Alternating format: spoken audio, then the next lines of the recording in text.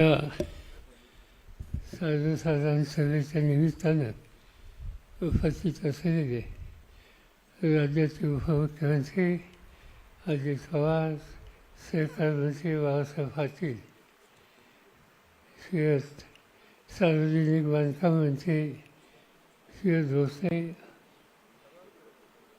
दिलीप पाटील, राष्ट्रीय सहकारी साखर कारखान्याचे अध्यक्ष हर्षवर्धन पाटील, महाराष्ट्र राज्य सहकारी साखर कारखाना संघाचे अध्यक्ष पांडुरंग पाटील, संसदेचे सभासद, विधिमंडळाचे सभासद, कारखान्यांचे अध्यक्ष, संचालक मंडळाचे सदस्य आणि उपस्थित बंधू भगिनींना, आजच्या या 48व्या बैठकीच्या निमित्तानं आपण या ठिकाणी एकत्र आहोत. यंदाच्या वर्षी गेल्या वर्षीच्या तुलनेला थोडी वेगळी स्थिती आहे. सन 23-24ला या देशामध्ये 320 लाख टन साखरेचं उत्पादन केलं आणि त्यातली 21 लाख टन साखर ही इथेनॉलच्यासाठी वापरली होती. यंदाच्या गळीत हंगामामध्ये 277 लाख उत्पादन होईल आणि या व्यतिरिक्त 35 लाख टन इथेनॉलच्यासाठी वापरली जाईल असा एक अंदाज आहे. पुढचं वर्ष माझ्या मते साखर धंद्याच्या दृष्टीनं, ऊसाच्या क्षेत्राच्या दृष्टीनं एक अतिशय मोठं वर्ष होईल. पुढच्या वर्षी जी काही एकंदर ऊसाची स्थिती आहे, पावसाची स्थिती होती, पाण्याची स्थिती होती, ही फायद्याच्या नंतर अनेक कारखान्यांना पुढच्या वर्षी ऊसाचं गाळीत एका ठराविक काळात कसं संपवायचं याची चिंता होईल अशी शक्यता नाकारता येत नाही. आज आपण असं बघतो आहोत, ऊसाचं उत्पादन तर वाढवायचं, ते वाढवायचं असेल तर शुद्ध ऊस बियाणं ही वापरायची आवश्यकता आहे. आणि मी नेहमीच या सभेमध्ये सांगत असतो की या संदर्भात थोडं अधिक लक्ष द्यायची गरज आहे. दर्जेदार ऊसाचं बियाणं मिळावं यासाठी VSAनं अलीकडून बरेच निर्णय घेतले, ठिकठिकाणी जमिनी घेतल्या. विविध फार्मामध्ये 150 एकर क्षेत्रावर आज दर्जेदार ऊस बियाणाचा कार्यक्रम आपण हाती घेतला आहे आणि राज्यातील आणि राज्याबाहेरच्या साखर कारखान्यांना लेणं पुरवठा आपण करतो. साखर कारखान्यांनी जास्तीत जास्त बदल लेण्यामध्ये करून VSIचा हा लेण्याचा उपयोग हा त्यांनी करून घेण्याची गरज आहे. संस्थेनं उत्तम दर्जेदार बियाणं तसेच संस्थेमार्फत देण्यात येणाऱ्या विविध कृषी सेवा, मराठवाडा विभागातील साखर कारखाना आणि शेतकऱ्यांना उपलब्ध करून देण्यासाठी जालना जिल्ह्यामध्ये अंबड तालुक्यामध्ये पाथरवाडा येथे आपण 126 एकर ही जमीन खरेदी केली.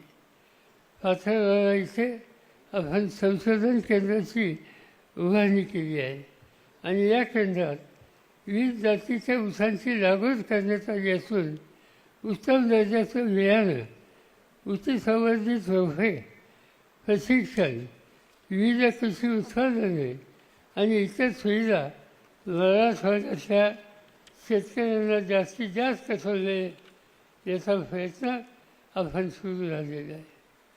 मराठवाड्याच्या धर्तीवर विदर्भात सुद्धा या संबंधीचा निर्णय आपण घेतला.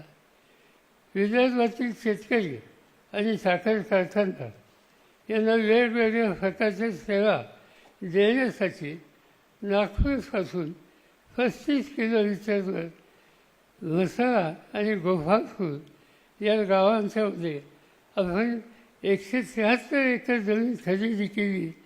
त्याचं विकासाचं काम सुरू आहे आणि या केंद्राच्या माध्यमातून विदर्भाच्या शेतकऱ्यांना दर्जेदार बियाणे आणि बाकीच्या सुविधा या त्या ठिकाणी दिल्या जातील. संस्थेनं इतर भाग डेव्हलप केले. आता उदाहरणार्थ होळीचा इश्यू हा एक महत्त्वाचा इश्यू आहे. त्यासंबंधी होळी बायो कंट्रोल उसावरील होळीचा प्रतिबंध करण्यासाठी अतिशय उपयुक्त ठरला. याबरोबर भाभा आणि संशोधन संस्थेच्या सहकार्यानं आपण वसन ऊर्जा हे संजीव अतिशय प्रभावी रीतीनं आपण तयार केलं. त्याचा वापर हा जास्तीत जास्त केला पाहिजे याबद्दलचा आग्रह हा माझ्यासारखाच आहे. दिवसेंदिवस ऊस तोडणी हा एक प्रश्न अतिशय महत्त्वाचा आहे आणि त्याचा उल्लेख आत्ताच राज्याच्या उपमुख्यमंत्र्यांनी केला. संस्थेमार्फत VSI 18121 ही नवीन दात 2024मध्ये राज्याकरता प्रचलित केली. ही दात 8632 या प्रचलित ऊस जातीपासून निर्माण केली असून ऊस आणि साखर उत्पादन याच्यामध्ये 8632पेक्षा ही अधिक सरस आहे. ही जात न जोडणारी आणि यांत्रिकीकरणाला त्याचा अतिशय मदत होते.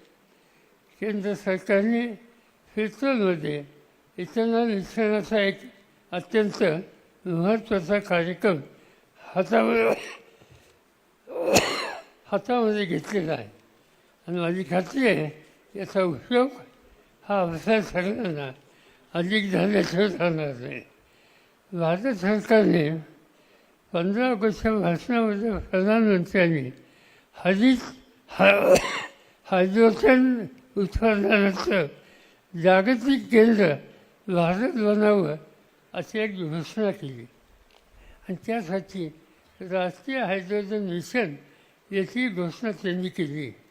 सध्या देशात खतं आणि रिफायनरी यासाठी सुमारे 10 दशलक्ष टन हायड्रोजन वापरला जातो. भारत सरकारने 80% ग्रीन हायड्रोजनच्या उत्पादनात लक्ष ठेवलं आहे. गॅसिफिकेशन तंत्रज्ञानाचा वापर करून वगॅसपासून ग्रीन हायड्रोजन हा तयार केला जातो. साखर उद्योगामध्ये कॅप्सूल वापरल्यानंतर अतिरिक्त वीज ग्रीडला विकली जाते. दिवसेंदिवस विजेचे दर कमी होतात. साखर उद्योग विजेच्या सहाय्यानं काही नवीन नीतीत बदल करून काही व्यवहारी निर्णय आपण घेऊ शकतो का याचा विचार हा नक्की करावा लागेल. 2008 आणि 2009 केंद्रीय प्रदूषण नियंत्रण मंडळ नवी दिल्ली आणि VSI हे दोघे एकत्र काम करतात. VSIला साखर आणि डिस्टिलरी उद्योगाचा चार्टर तयार करण्याची भूमिका ही सुचवलेली आहे. चार्टरमध्ये प्रदूषण कमी करण्यासाठी वापरल्या जाणाऱ्या सध्याच्या तंत्रज्ञानाचं पुनरावलोकन करणं, प्रदूषण कमी करण्यासाठी प्रगत तंत्रज्ञानाचा अवलंब करणं आणि प्रदूषणाच्या नियमामध्ये सुधारणा करणं याचा समावेश आहे. गेल्या 4 वर्षापासून VSIला अतिप्रदूषण करणाऱ्या उद्योगांच्या तपासणीचं काम केंद्रीय प्रदूषण नियंत्रण मंडळाकडे VSIला सोपवलेलं आहे.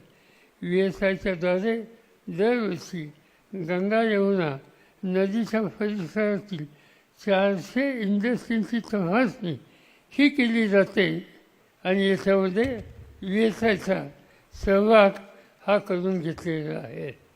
भारत सरकारच्या ग्राहक आणि अन्न सार्वजनिक वितरण मंत्रालयानं नॅशनल सिंगल विंडो सिस्टीम हे पोर्टल कारखान्याच्या डेटा सिस्टीमशी एकत्रित करण्याचं काम नुकतंच हातीमध्ये घेतलं। यामध्ये अचूक सूची विजयी गैरफरार मुक्त नोंदी होणं ही अपेक्षा आहे आणि हे काम करण्याची जबाबदारी भारत सरकारने VSI यांच्यावर दिलेली आहे। त्याला अनुसरून देशातल्या 37 कारखान्यांची पोर्टलची डेटाची एकत्रित संगणक प्रणाली आवश्यकता साध्य करायच्या।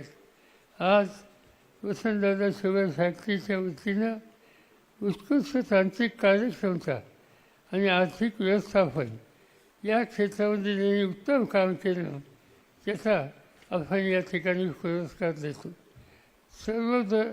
सर्वोत्कृष्ट कामगिरी करणाऱ्या साखर कारखान्यांना संलग्न डिस्टिलरीना आज या ठिकाणी पुरस्कार दिला जातो। उत्कृष्ट कामगिरी करणाऱ्या कारखान्याचे प्रशासकीय अधिकारी, मुख्य साखर अभियंता, मुख्य साखर तज्ज्ञ, डिस्टिलरी व्यवस्थापक, पर्यावरण अधिकारी यांना त्यांच्या उत्कृष्ट कामगिरीबद्दल आपण या ठिकाणी गौरव करतो। याच्यामध्ये एक अतिशय महत्त्वाची गोष्ट आहे की ज्याचा उल्लेख या ठिकाणी आत्ताच उपमुख्यमंत्र्यांनी केला आणि ती या सगळ्या कामाच्यासाठी जी काही पारितोषिकं ही देण्याचा निर्णय VSIने याच्यामध्ये आधी घेतलेला आहे। त्याच्यात आजच्या बैठकीमध्ये थोड्या मी बदल केलेले आहेत।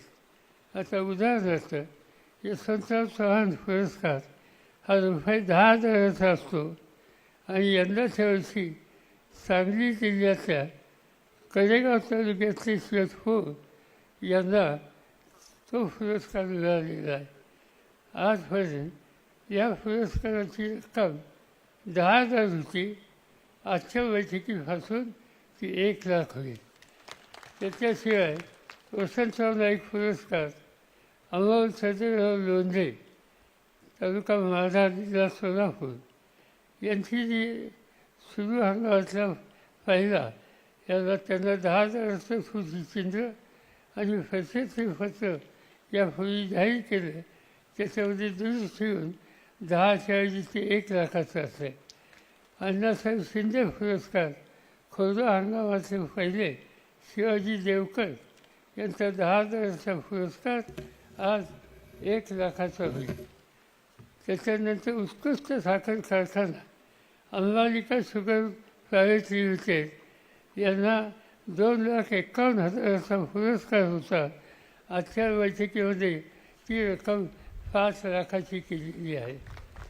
याशिवाय जे अधिकारी सर्वोत्कृष्ट पर्यावरण अधिकारी श्री भांबरे 10,000च्या ठिकाणी 1,00,000, सर्वोत्कृष्ट आसवणी व्यवस्थापक ज्ञानेश्वर आभाळे 10,000च्या ठिकाणी 1,00,000, सर्व उत्कृष्ट फायनान्स मिनिस्टर योगीराज नानखिले 10,000च्या ठिकाणी 1,00,000, सर्व उत्कृष्ट शेतकरी अधिकारी प्रशांत पाटील 10,000च्या ठिकाणी 1,00,000 आणि चीफ केमिस्ट उत्तम चीफ केमिस्ट सुनील जाधव यांना 10,000च्या ठिकाणी 1,00,000 अशा प्रकारचे या गोष्टी तुम्ही जाहीर केलेल्या आहेत।